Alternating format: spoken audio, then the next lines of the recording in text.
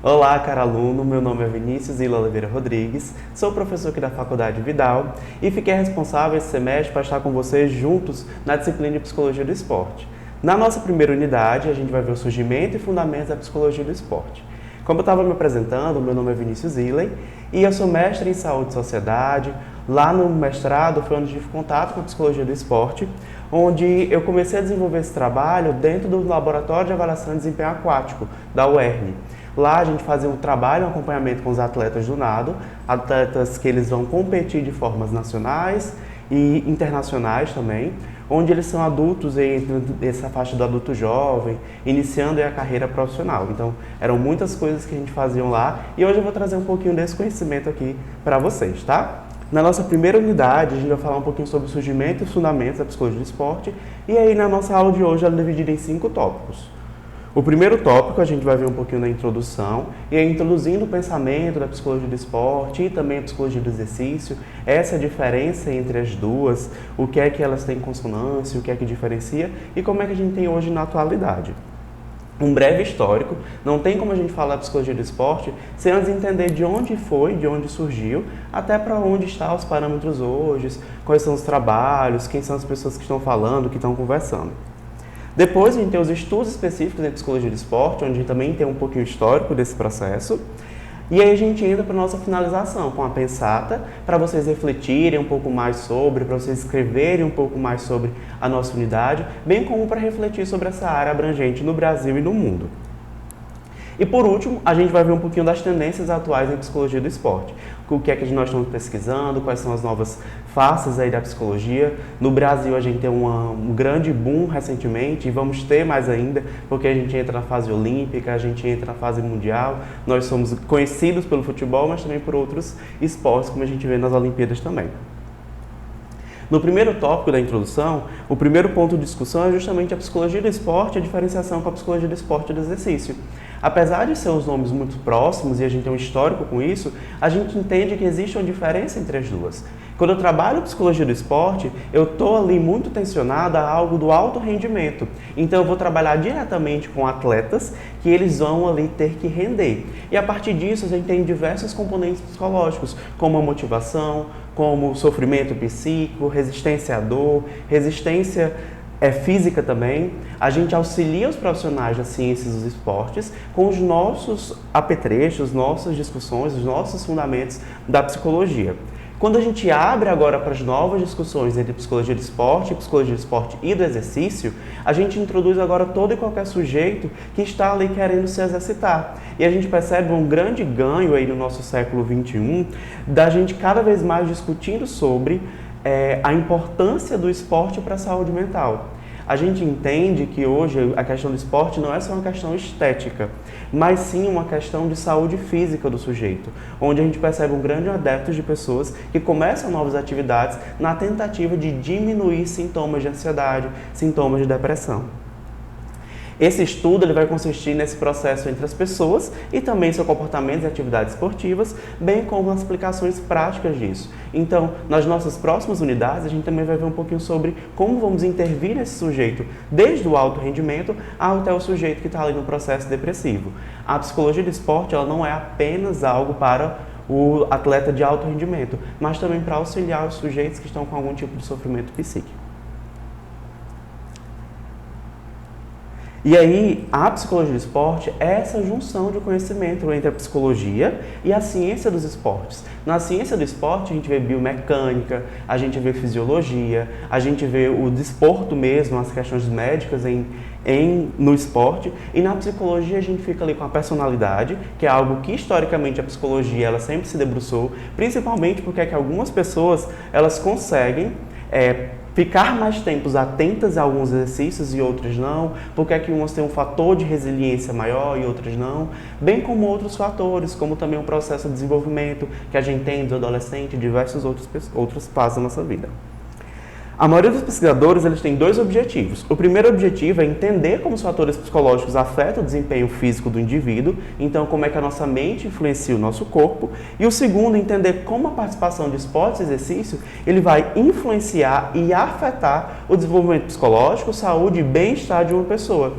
Então, a gente entende que o esporte ela vai afetar a outra pessoa. O que vai dizer se essa afetação é positiva ou negativa é como a gente utiliza dessas ferramentas.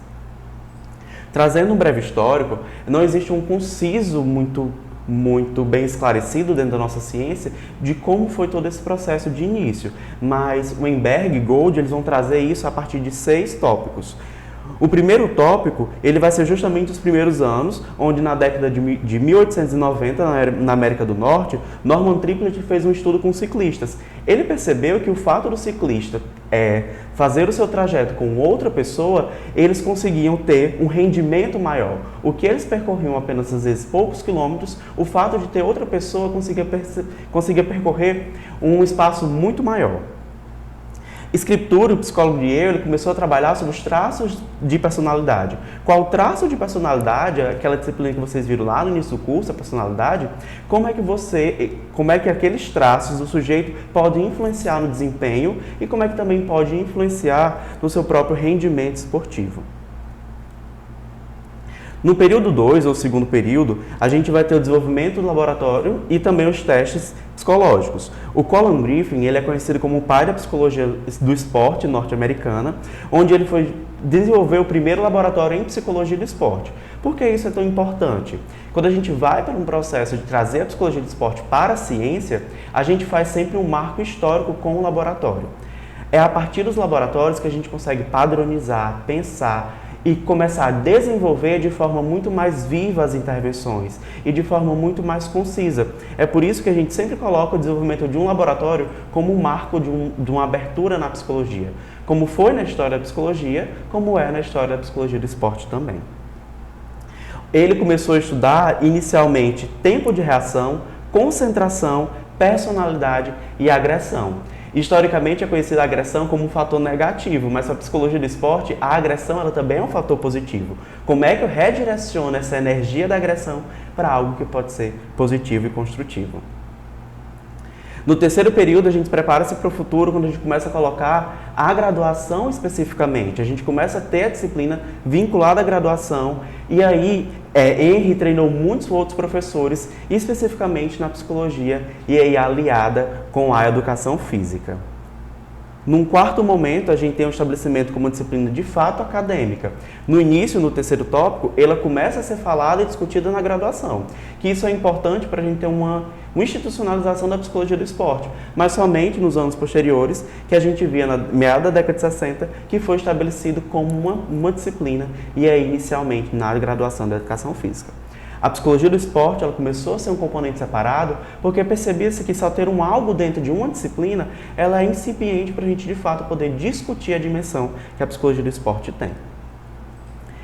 Preparando para o encerramento do breve histórico, no quinto período a gente teve um avanço da psicologia. Ela vai até meados dos anos 2000, onde começou a se ter agora um grande foco que a gente percebe também o surgimento de grandes esportes, o esporte sendo cada vez mais visto. No Brasil tem outras peculiaridades, mas a gente vai discutir um pouquinho mais lá na frente. E aí a gente começou a perceber que era algo separado. No Brasil isso fica muito mais claro quando a gente vai ver a nossa resolução 14 dos anos 2000, que tem justamente isso como uma especialidade específica dentro das 12 especialidades da psicologia.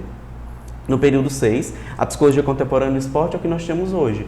A gente vê que a psicologia ela não está mais só dentro da atividade física fechada ao esporte específico, mas dentro de um exercício completo. Hoje a gente tem uma perspectiva que nos próximos anos, que são as nossas tendências atuais e futuras, a psicologia ela esteja dentro das próprias academias, que era um ambiente onde a gente antes não podia pensar em intervenções, e hoje a gente vê tão necessário quantas pessoas estão na academia com diversos tipos de transtornos, com algum tipo de transtorno do humor, como a depressão, a ansiedade, com outras coisas também, como distorção de imagem, que a gente vê aos bons, e novos transtornos que a gente vai ver como a vigorexia. Na busca da identidade própria é onde a gente começa a ver que os estudos se intensificaram. A psicologia do esporte é considerada uma das ciências mais jovens de aplicação. A gente vem essa busca resolver novos paradigmas, como a gente estava falando. Como o esporte ele pode auxiliar o sujeito. Desde o sujeito que está ali envolto dessa atividade física para alto rendimento, como também o sujeito que está envolto do exercício na tentativa de uma sobrevivência mesmo. Pesquisador, e aí a gente entra numa grande dificuldade que aconteceu para a gente ter de fato essa identidade como própria. Existe uma diferença dos pesquisadores que foram para o campo dos laboratórios e os pesquisadores que foram para a clínica, próximos aos atletas e aos técnicos. E o que é que acontece? A gente tem uma ciência da psicologia do esporte dividida em laboratório e intervenção, que às vezes elas não conversam entre si. Então, nem tudo que foi feito no laboratório é aplicado à intervenção e nem tudo que foi feito de intervenção tem um embasamento teórico. E aí a gente percebe hoje essa grande tentativa da psicologia de remediar esse fato, fazendo essa inter-relação. A gente vê que a psicologia do esporte atua principalmente no ensino, na consultoria, mas também na pesquisa. Um outro fato foi que em 1999, para a gente poder de fato falar sobre isso, foi reconhecida a partir da APA, Associação Americana de Psicologia, como uma especialidade, ali em 86. Em 86 foi quando de fato houve essa conversação para entender que é uma especialidade. No Brasil, somente nos anos 2000 foi reconhecido como especialidade. O que é um grande entrave para a psicologia. Somente após 100 anos do primeiro trabalho publicado da área, passados 21 anos da criação da Sociedade Internacional de Psicologia do Esporte, é que, de fato, a Associação Americana de Psicologia colocou a psicologia do esporte como uma especialidade.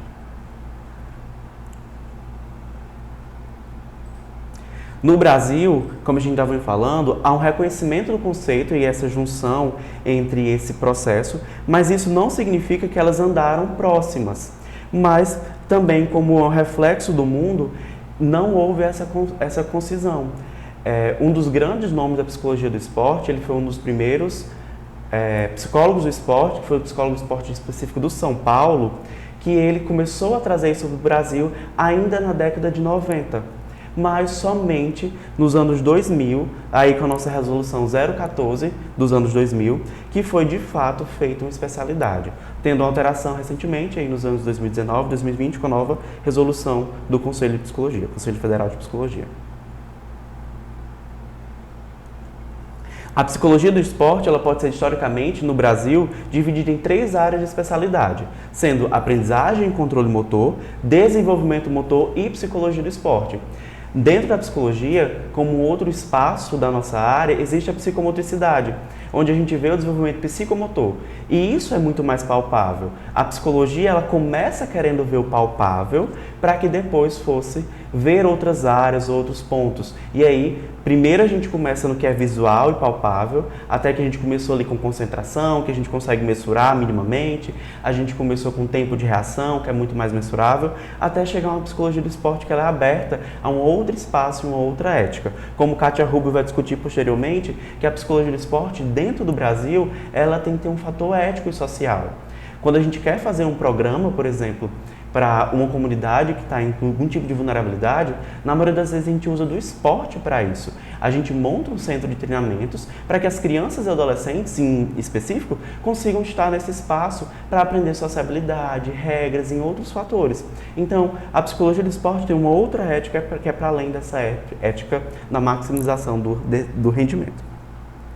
E aí, para a gente ir finalizando essa primeira etapa, a gente vai ver a evolução histórica dos estudos. A gente tem 3 pontos. Primeiro, começamos a estudar a personalidade. É interessante como a psicologia ela sempre tenta começar com a personalidade. O que é que os estudiosos da época tentavam fazer?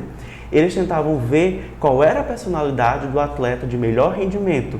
Então, eles viam aqueles atletas que tinham um rendimento esportivo muito alto e tentavam traçar os traços de personalidade do atleta que tinha um maior desempenho, para a gente saber se era reprodutível esse tipo de personalidade ou se eu podia traçar, a partir da personalidade das pessoas, os atletas que melhor se encaixariam naquele tipo de modalidade esportiva. Mas, como vocês devem imaginar, ainda não é possível fazer isso e não ter uma certa condição só com traços de personalidade. A posteriori, a gente começou aí a entender sobre estudos experimentais. Então, o que foi que a gente fazia, que a gente percebeu? Que o processo de concentração e a investigação naquela época centrava-se não só mais no atleta, mas também no processo social. Como é que o público e o estresse eles vão influenciar diretamente o rendimento esportivo do sujeito. E saindo um pouquinho do rendimento esportivo, indo para a área social, como é que o público e o estresse vão influenciar o sujeito a praticar ou não praticar atividades físicas. Então, esses dois fatores foram que a gente começou a entender que era mais palpável de compreensão. Ainda não explica só público e estresse, até porque tem muitas outras variáveis. Mas a gente começa a perceber que tem outras coisas que não é só do fator personalidade, isso que a gente denominou como psique, mas também do fator social, como um fator muito importante para qualquer tipo de rendimento ou para qualquer tipo de atividade.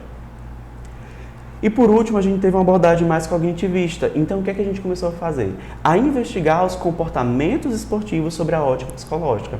Então, a gente tem que entender dentro de um jogo, dentro de um exercício, que componentes podem estar influenciando diretamente ou indiretamente aquele rendimento, aquele exercício, aquela motivação.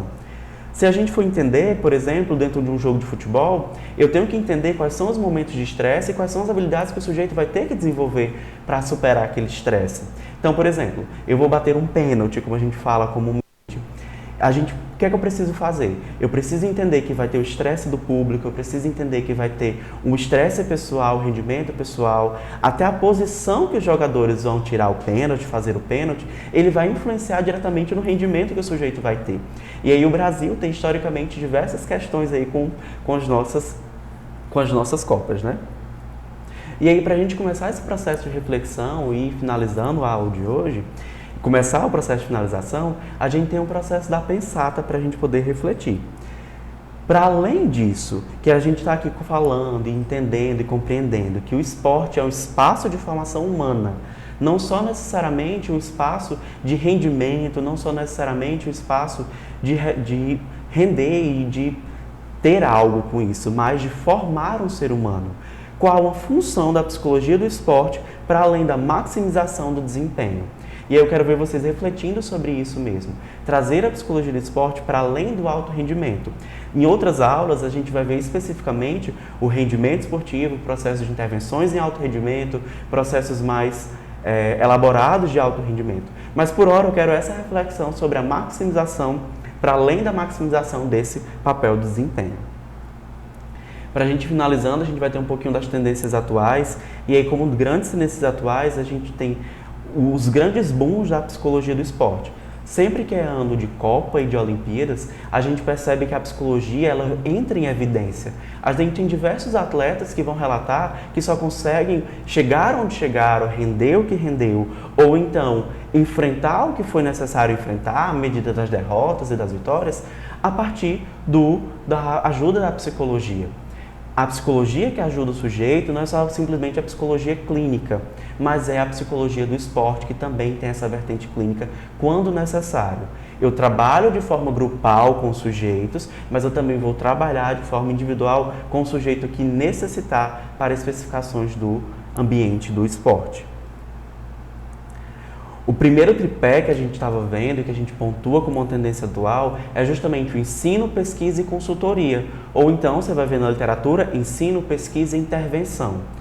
A atuação do psicólogo ele não é necessariamente só nesse sentido de intervir, ou então de estar lá diariamente como um outro tipo de área de psicologia, mas é fazer consultorias, é entender, diagnosticar o processo grupal daquele grupo, daquele time, ou então daquele grupo mesmo que no esporte individual, como é o jiu-jitsu, o judô, como é que é essa interação até mesmo com o técnico.